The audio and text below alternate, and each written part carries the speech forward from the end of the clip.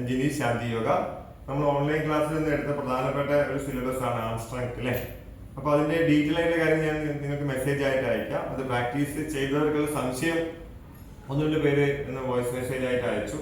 നമ്മളത് കൈ വെക്കുന്നത് ഷോൾഡർ ലെവലിലായിരിക്കണം. കൈകൾ നമ്മൾ കറക്റ്റ് ഷോൾഡർ ലെവലിലായിരിക്കും കൈ വെക്കുന്നത്. കൈ വെച്ച് കഴിഞ്ഞാൽ നമ്മൾ കാൽമുട്ട് പതിയെ ആകാം, ഒരേ ലെവലിൽ ബാലൻസ് ഇങ്ങനെ കൊടുക്കാം. ഇത് നമ്മൾ ദണ്ഡാസന എന്ന് പറയുന്നത്.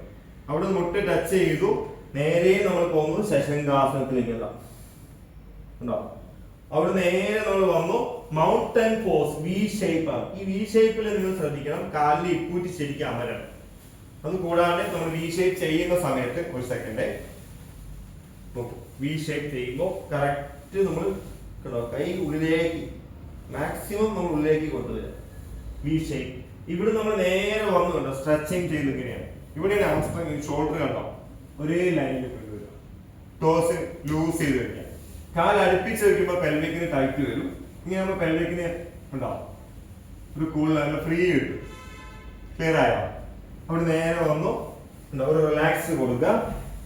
കൈ ഒന്ന് ഉയർത്തി ഒരു റിലീസ് കൊടുക്കുക. അപ്പൊ ബ്രീത്തിന്റെ അളവ് ഒന്നും കൂടെ കൂടുതലോ.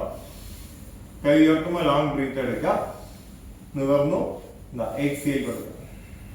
വീണ്ടും നോക്കൂ, വന്നു വി ഷേപ്പ് വേണം. കുറച്ചും കൂടെ റിലീസ് ആയി കേട്ടോ. ഇനി അല്ലാത്തൊരു കാര്യം ഇപ്പൂറ്റി ഇങ്ങനെ ഫ്രീ ആക്കി കൊടുക്കുക. ഓക്കെ, ഇത് നിങ്ങൾ പ്രാക്ടീസിൽ ഉൾപ്പെടുത്തുക. Breathing, breath out. Thank U.